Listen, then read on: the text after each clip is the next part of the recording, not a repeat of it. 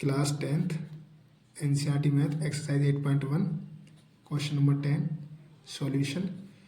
तो क्वेश्चन क्या है हमारे पास में, एक ट्रायंगल है पी क्यू आर, एक ट्रायंगल है हमारे पास में पी क्यू आर। ये समकोण है कितने पर, एंगल क्यू पर, और ये पी और ये आर। और हमको क्या दे रखा है, हमको दे रखा है कि P R plus Q R ये बराबर है किसके, 25 के। और पी क्यू जो है ये बराबर है 5 सेंटीमीटर के।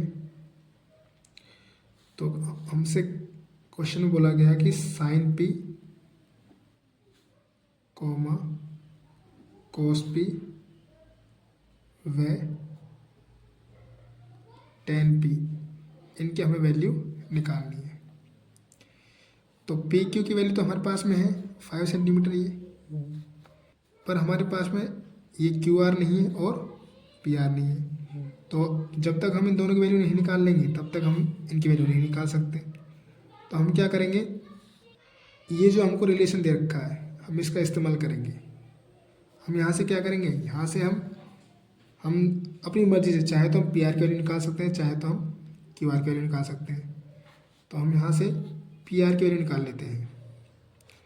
तो पी आर बराबर ये क्या हो जाएगा 25 माइनस क्यू आर। तो हमारे पास में यहाँ से पी आर की वैल्यू आ गई। अब हम क्या करेंगे, पाइथागोरस थ्योरम यहाँ पर इस्तेमाल करेंगे, पाइथागोरस परिमेय द्वारा। तो पाइथागोरस परिमेय क्या कहती है, कर्ण का स्क्वायर बराबर आधार का स्क्वायर प्लस लंब का स्क्वायर। तो कर्ण क्या है पी आर, और पी आर की वैल्यू हमने यहाँ से निकाल ली है। तो हम यहाँ पर लिखेंगे पी आर का स्क्वायर बराबर में आधार क्या हमारे पास में क्यू आर, तो क्यू आर का स्क्वायर बराबर लंब क्या हमारे पास में पी क्यू, यानी कि पी क्यू का स्क्वायर। तो पी आर की वैल्यू क्या है 25 माइनस क्यू आर का स्क्वायर बराबर क्यू आर का स्क्वायर प्लस पी क्यू की वैल्यू हमारे पास में कितनी है 5, तो यानी कि 5 का स्क्वायर।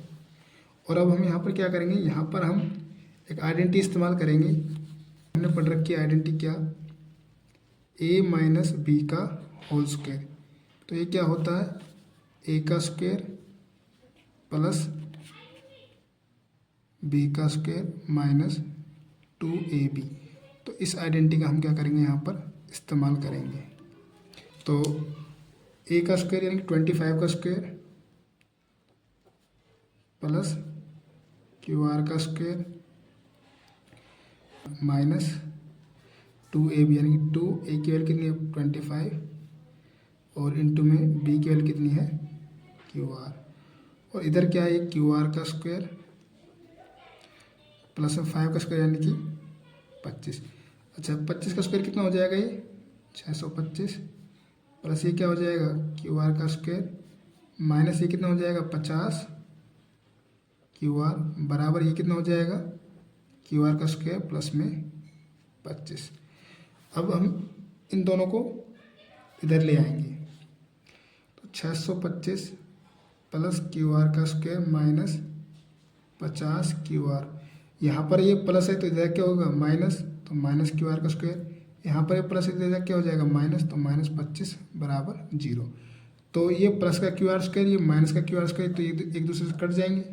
और 625 में से 25 अगर घटाएंगे कितना बचेगा, यहाँ पर ये माइनस 50 क्यू आर प्लस 600 बराबर 0। यहाँ ये प्लस है इधर क्या हो जाएगा माइनस, तो माइनस 50 क्यू आर बराबर माइनस 600, और माइनस से माइनस कट गया। और यहाँ पर ये मल्टीप्लाई में तो इधर क्या हो जाएगा डिवाइड, तो क्यू आर की वैल्यू कितनी आ जाएगी 600 अपॉन 50, और 0 से 0 कट जाएगा और 5 से 100 काटेंगे तो 12। तो क्यू आर की वैल्यू कितनी आ गई हमारे पास में, यहाँ से 12 आ गई।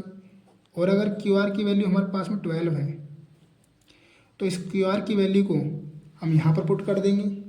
तो यहाँ से पी आर की वैल्यू कितनी आ जाएगी हमारे पास में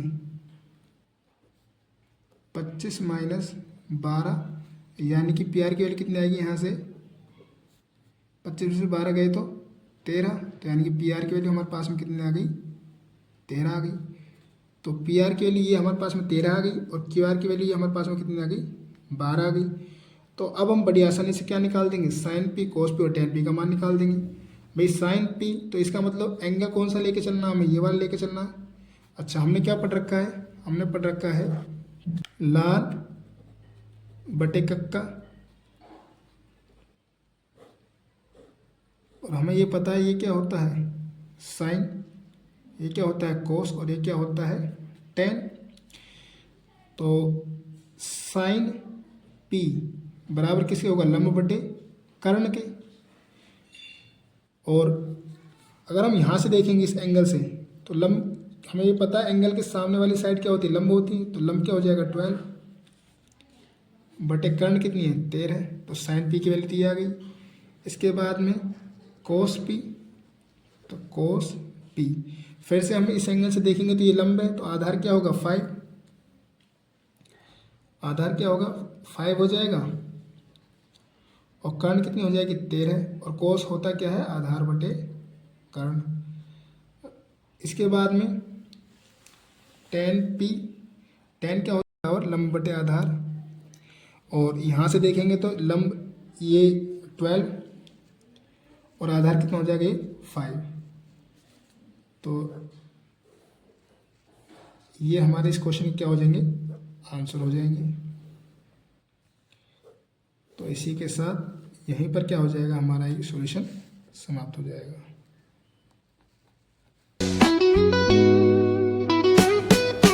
Concrete dreams with a neon